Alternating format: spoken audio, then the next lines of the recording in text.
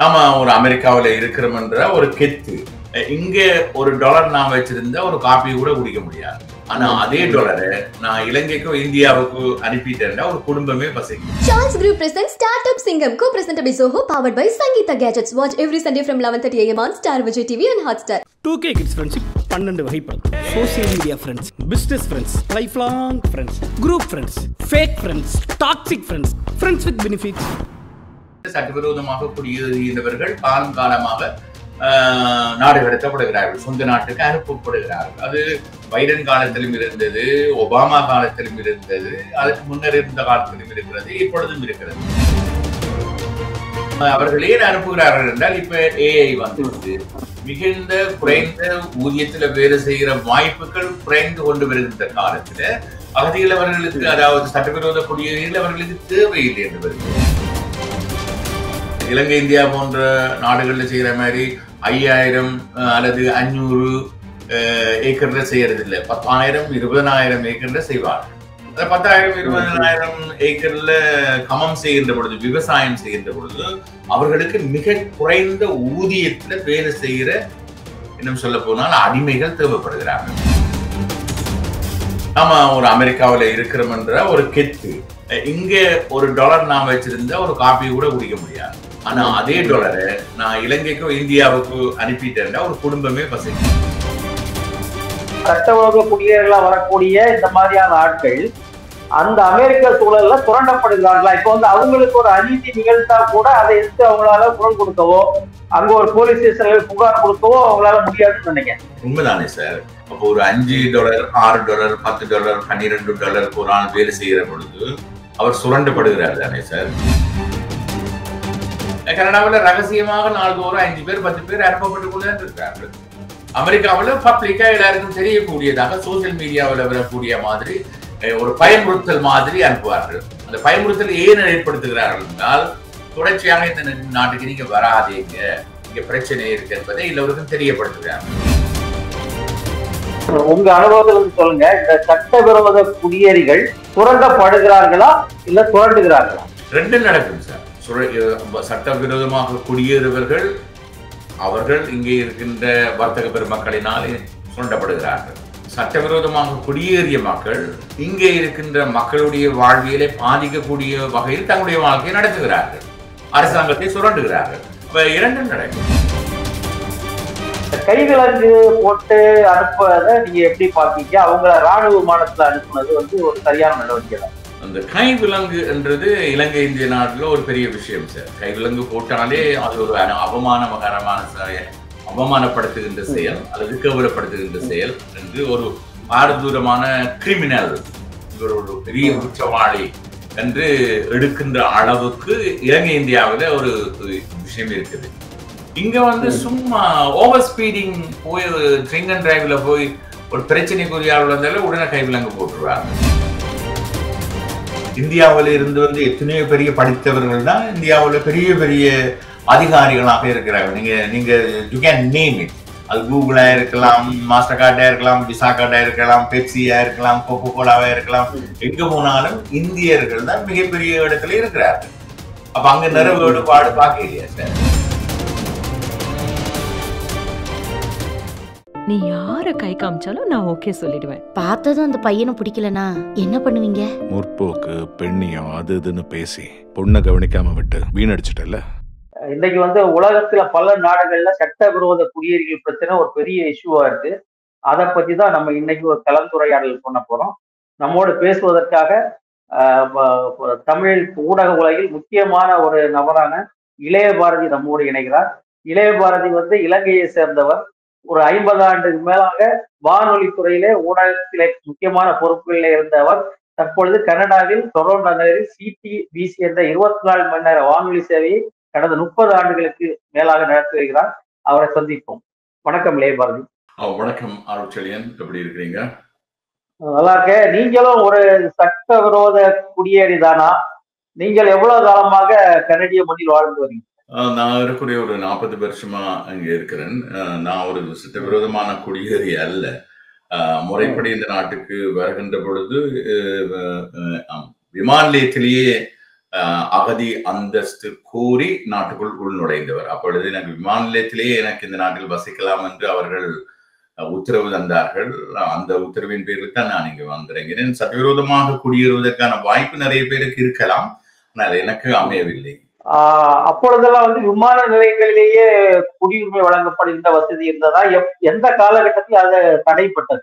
அது 1985ஆம் ஆண்டில் விமான நிலையத்தில், அதற்கு முன்னரே விமான நிலையத்திலே எல்லோருமே அகதி அந்தஸ்து கோரலாம். அது ஒரு பெரிய பிரச்சனையான விஷயம் அல்ல.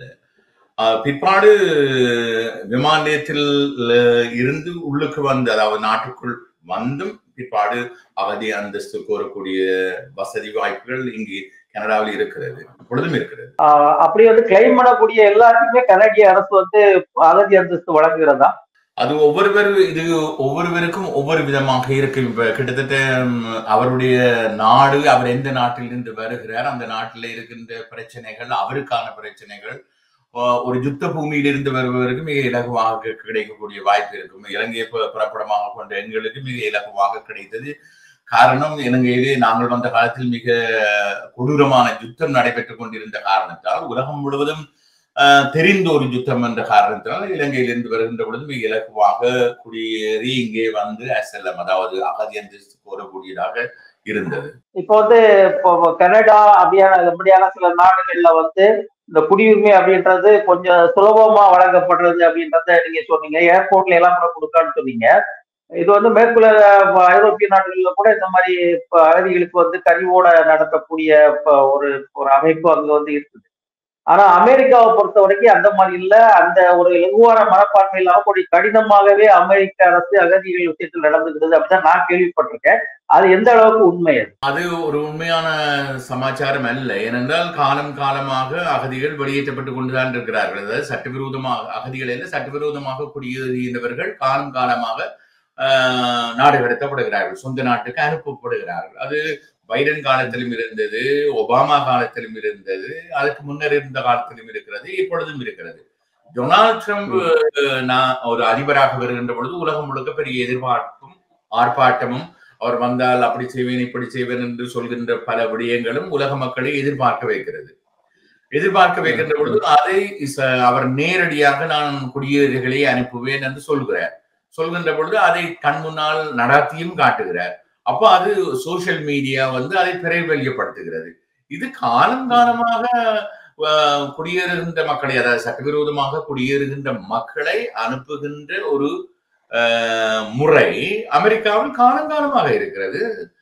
ஒபாமா காலத்தில் லட்சக்கணக்கான மக்கள் அனுப்பப்பட்டிருக்கிறார்கள், பைடன் காலத்தில் அனுப்பப்பட்டிருக்கிறார்கள், இப்பொழுதும் அனுப்புகிறார்கள். அதுக்கு என்ன அவர்கள் ஏன் அனுப்புகிறார்கள் என்றால், இப்ப ஏஐ வந்து மிகுந்த குறைந்த ஊதியத்துல வேலை செய்கிற வாய்ப்புகள் குறைந்து கொண்டு வருகின்ற காலத்துல அகதிகள் அவர்களுக்கு, அதாவது சட்டவிரோத குடியேறிகள் அவர்களுக்கு தேவையில்லை என்று வருகிறது. பொதுவாக அமெரிக்காவில் இருக்கிற தோட்டங்கள், அதாவது பைசையை கமம், இலங்கை இந்தியா போன்ற நாடுகள்ல செய்யற மாதிரி 5000 அல்லது 500 ஏக்கர்ல செய்யறது இல்லை. 10,000 20,000 ஏக்கர்ல செய்வார்கள். அந்த 10,000 20,000 ஏக்கர்ல கமம் செய்கின்ற பொழுது, விவசாயம் செய்கின்ற பொழுது அவர்களுக்கு மிக குறைந்த ஊதியத்துல வேலை செய்கிற, இன்னும் சொல்ல போனால் அடிமைகள் தேவைப்படுகிறார்கள்.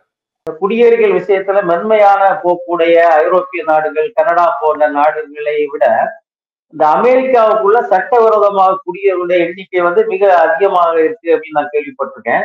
ஏன் வந்து அமெரிக்காவை நோக்கி அவ்வளவு கடினமான சட்டங்கள் இருக்க ஒரு நாட்டை நோக்கி இந்த குடியேறிகள் வந்து உள்ள வர நினைக்காங்க? எல்லாம் சார் ஒரு மோகம் தான், ஒரு மோகம். எப்படி என்றால், இப்ப அமெரிக்கான்றது ஒரு பெரிய மோகமான ஒரு விஷயம். அமெரிக்க டாலர் பெருமதியானது என்பது எல்லோருக்குமே ஒரு தெரிந்த விடயம். நாம ஒரு அமெரிக்காவில இருக்கிறோம் என்ற ஒரு கெத்து, அவ்வளவுதான்.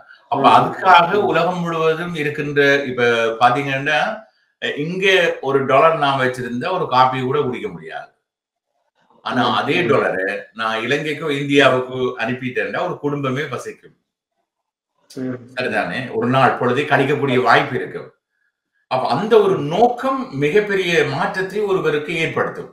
அதாவது சட்டவிரோதமாக குடியேறுகின்ற ஆட்களுக்கு கை காசுக்கு வேலைக்கு அமர்த்தி கொள்வது இங்கே இருக்கின்ற வர்த்தகர்களுக்கு மிகப்பெரிய வருமானத்தை ஏற்படக்கூடியதாக இருக்கும்.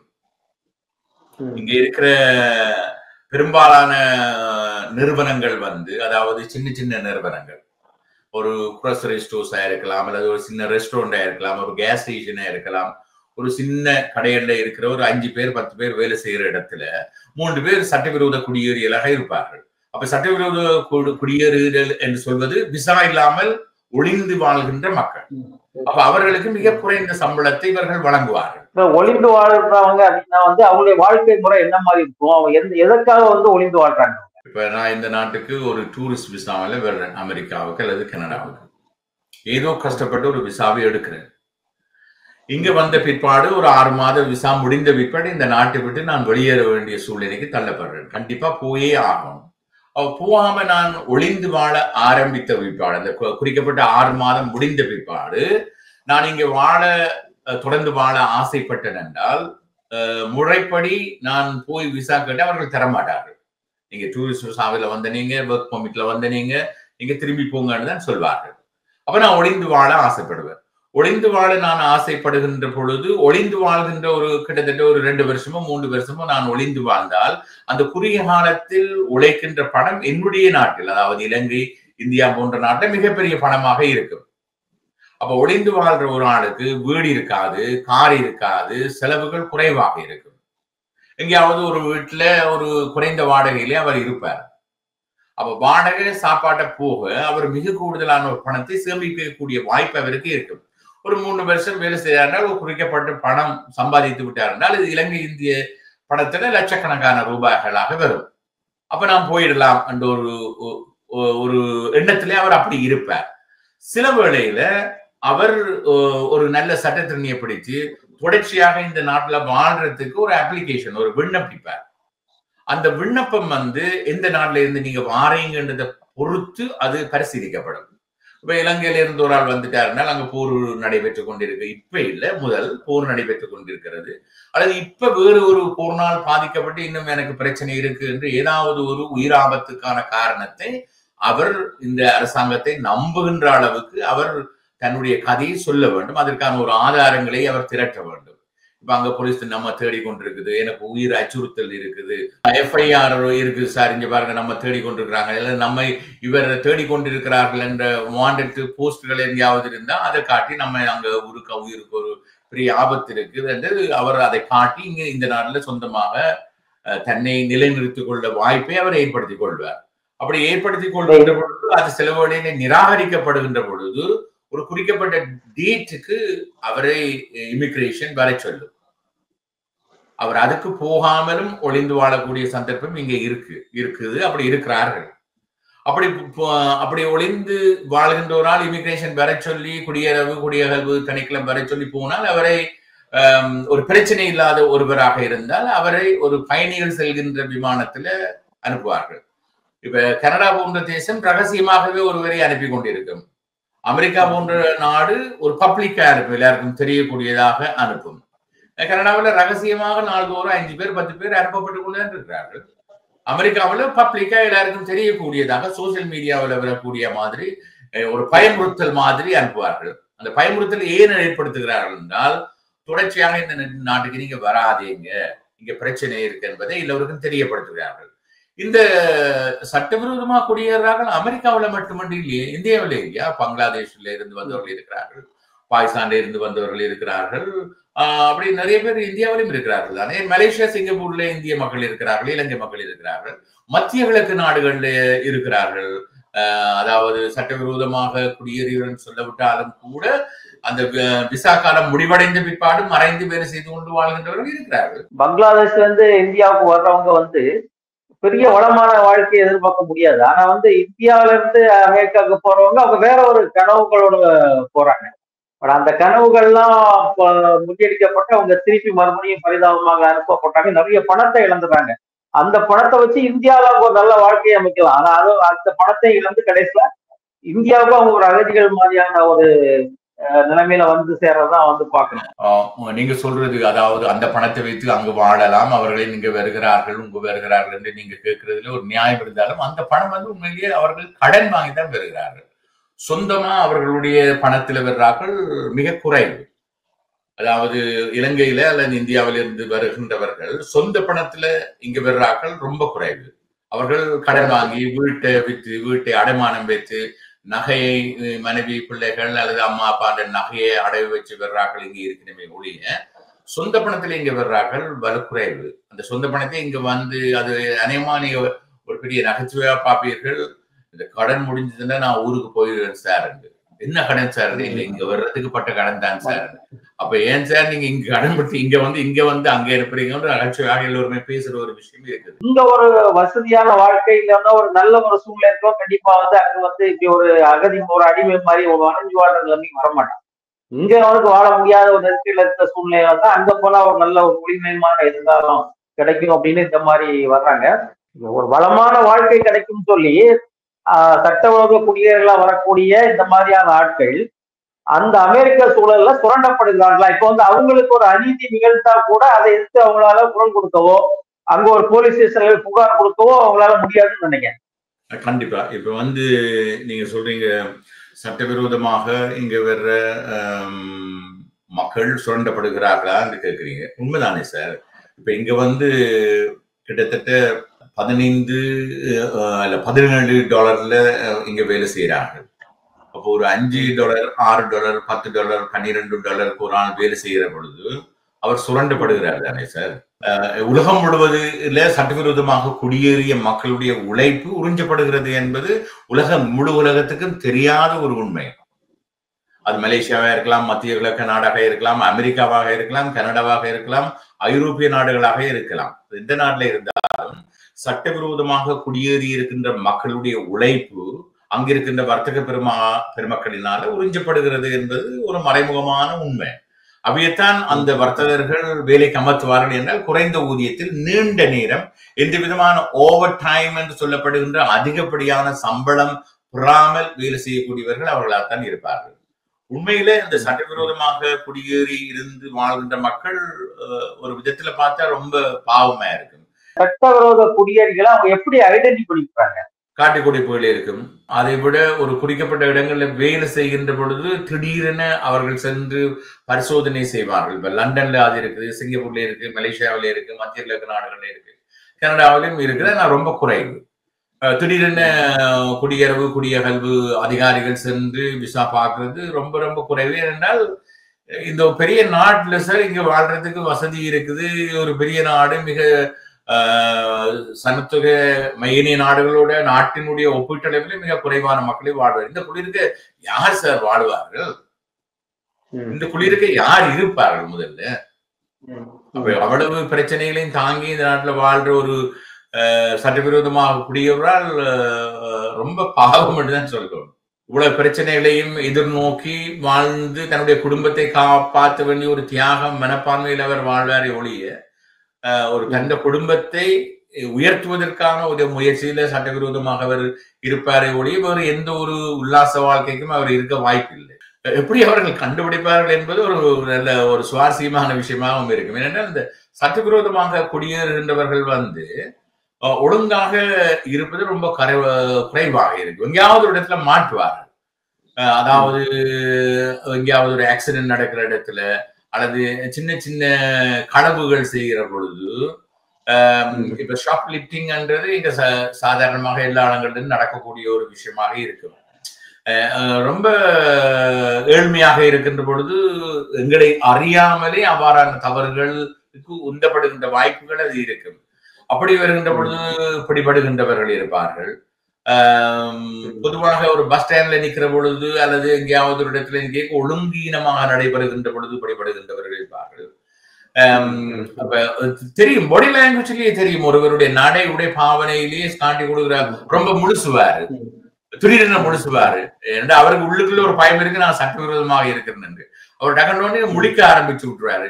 சார் நீங்க where you come from கேட்கின்ற பொழுது அவருக்கு ஒரு விதமான உதறல் ஆரம்பித்து விடும்.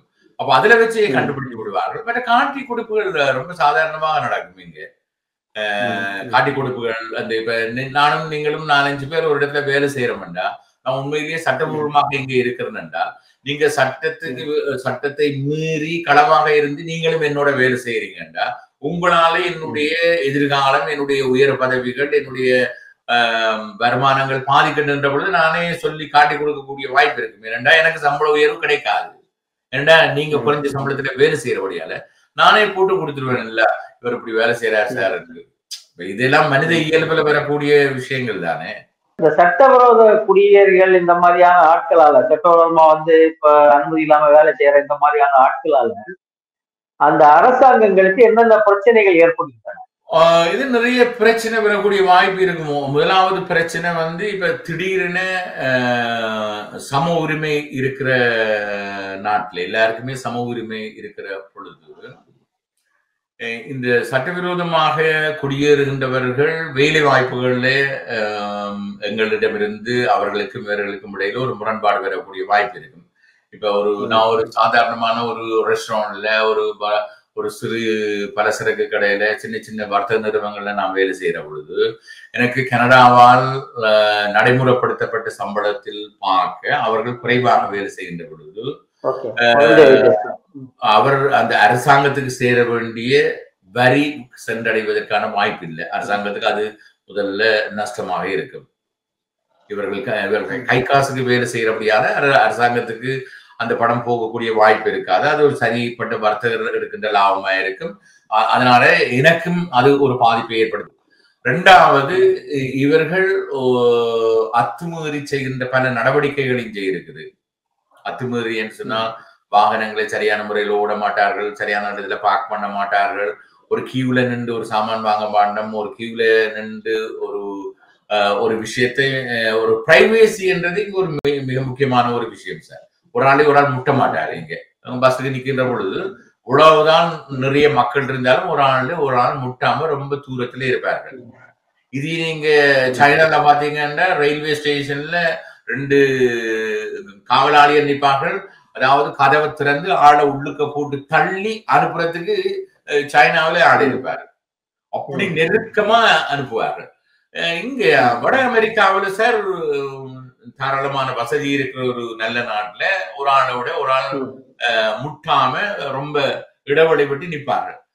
இவர்கள் வந்த விற்பாடு, அதாவது இந்த சட்டவிரோதமாக குடியேறியவர்கள் இந்த திடீரென விசாவில இங்க போகாம நிக்கிறாங்கன்னு நீங்க பாத்தீங்கன்னா இவ எல்லாரும் அடிச்சு அள்ளி உள்ளுக்குள்ள போய் தாண்டி கொண்டு கம்மட்டு போய் நிப்பாரு. அப்ப உண்மையில சாதாரணமா இங்க வாழ்ற மக்களுக்கு இது ஒரு பெரிய இடைஞ்சலா இருக்கும். அது கார் ஓடுறதா இருக்கலாம், பஸ் ஸ்டாண்ட்ல நிக்கிற பேருந்து தரிப்புல நின்று ஏறுறதுக்கு நிக்கிறதா இருக்கலாம், ஒரு கடையில போய் சாமான் வாங்குறதா இருக்கலாம், படம் பார்க்க போற தியேட்டரா இருக்கலாம். எங்க போனாலும் இந்த பிரச்சனையே இருக்கும். அதிலேயே கண்டுபிடிச்சு விடுவார்கள். இவர்கள் இப்ப கொஞ்ச நாளா தான் இந்த நாட்டுக்கு இவர்கள் கொஞ்ச நாளா தான் இருக்கிறார்கள் என்று கண்டுபிடிச்சு விடுவார்கள். இப்படி நிறைய அதை விட போலீஸினுடைய கட்டுப்பாடுகளை இவர்கள் சரியான முறையில கடைபிடிக்க மாட்டார்கள். இந்த இரட்டை கோபுர தகர்ப்பு சம்பவத்துக்கு பிறகுதான் இந்த குடியேறிகள் விஷயத்துல அமெரிக்க அரசு கடுமையாக நடந்து கொள்கிறதா, இல்லைன்னா இதுக்கு முன்னாகவே இந்த மாதிரி ப்ராசஸ் நடந்துட்டு இருக்கா? இல்ல, இது அமெரிக்காவில தொடர்ச்சியாக இருக்கு. இது இப்ப புதுசா ஆரம்பிக்கப்பட்ட ஒரு விஷயம் இல்லை. அமெரிக்காவில குடியேறிகள், அதாவது சட்டவிரோதமாக இருக்கிற அவர்களை நாடு கடத்துவது லட்சக்கணக்காக அனுப்புகின்ற ஒரு நடைமுறை எல்லா அரசாங்கம், அதாவது ஒபாமா காலம், பைடன் காலம், அதற்கு முன்பு இருந்த ஜோர்ஜ் புஷ், எல்லாருடைய காலங்களிலும் அது இருக்குது. அது ஒரு நடைமுறை. இங்க அமெரிக்காவே ஒரு குடியேற்ற நாடு தான். அந்த நாட்டுல இருப்பவர்களே பெரும்பான்மை மக்கள் வந்தேரிகள் தான்.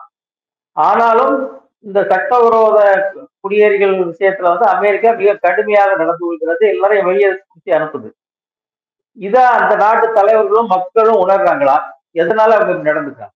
இந்த கனடா கூட அகதிகளால் உருவாக்கப்பட்ட ஒரு நாடு என்றுதான் சொல்றாரு. ஆஸ்திரேலியாவும் அப்படித்தான். எல்லாருமே குடியேறியல் தான். எல்லா நாடுகளிலும் குடியேறியவர்கள் தான். ஆனால் இப்ப ஒரு வருமானம் வருகின்ற பொழுது ஒருவரை வைத்திருப்பதும் அந்த வருமானமும் தேவையும் தனக்கு தேவையில்லை என்று சொல்லி நினைக்கின்ற பொழுது அனுப்பப்படுவதும் தவிர்க்க முடியாத ஒரு விஷயம் என்று நான் நினைக்கிறேன். அப்ப அமெரிக்காவில குடியேறியவர்களால் பிரச்சனைக்குரியவர்களை அவர்கள் எந்த விதமான தயவு தாட்சணியும் இன்றி அனுப்புவார்கள்.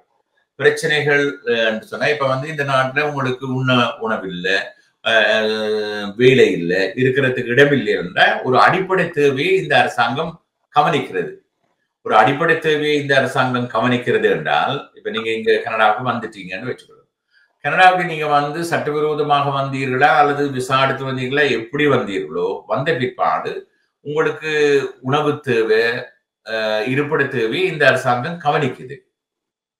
உங்களுக்கு மாதம் ஒரு தொகை பணத்தை தருகிறார்கள். அந்த தொகையில உங்களுக்கு வீடு வாடகைக்கு கொடுத்து நீங்க உங்களுடைய அடிப்படை வாழ்க்கையை ஆரம்பிக்கிறதுக்கு இந்த அரசாங்கம் உதவி செய்கிறது. அது அந்த காலத்துல அதுவே ஒரு பெருந்தொகையா இருந்தது. இப்ப குறைச்சு வந்து இப்ப ஒருவர் வந்து வீட்டு வாடகை கொடுக்கறது, அவர்கள் கொடுக்கிற பணத்துல வாழ்றது ரொம்ப கஷ்டம்.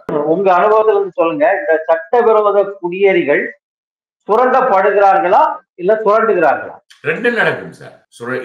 சட்டவிரோதமாக குடியேறுவர்கள் அவர்கள் இங்கே இருக்கின்ற வர்த்தக பெருமக்களினால் சுரண்டப்படுகிறார்கள். சட்டவிரோதமாக குடியேறிய மக்கள் இங்கே இருக்கின்ற மக்களுடைய வாழ்வியலை பாதிக்கக்கூடிய வகையில் தங்களுடைய வாழ்க்கையை நடத்துகிறார்கள், அரசாங்கத்தை சுரண்டுகிறார்கள். அப்ப இரண்டும் நடக்கும். சமீபத்துல நீங்க பார்த்திருப்பீங்க, இந்தியாவில இருந்து இப்ப குடியேறிய சட்டவிரோத குடியேற 100க்கும் மேற்பட்டவர்களை ஒரு 10 நாளைக்கு முன்னாடி டிபோர்ட் பண்ணியிருந்தாங்க. இதுல வந்து இந்த இந்தியாவுக்கு நாடு கடத்தப்படவர்களுக்கு கை காலங்களில் விலங்கிடப்பட்டு ஒரு ராணுவ விமானத்துல அனுப்புனதாக வந்து சின்ன சர்ச்சை, இந்தியாவில பெரிய சர்ச்சை ஏற்படல, சிறிய அளவு ஒரு சர்ச்சைகள் சில இடங்கள்ல வந்து இந்த கைவிலங்கு போட்டு அனுப்புறத நீங்க எப்படி பாக்கீங்க? அவங்கள ராணுவ விமானத்துல அனுப்புனது வந்து ஒரு சரியான நடவடிக்கை தான். அந்த கைவிலங்கு என்றது இலங்கை இந்திய நாட்டுல ஒரு பெரிய விஷயம் சார். கைவிலங்கு போட்டாலே அது ஒரு அவமானகரமான அவமானப்படுத்துகின்ற செயல் அல்லது கேவலப்படுத்துகின்ற செயல் என்று ஒரு பாரதூரமான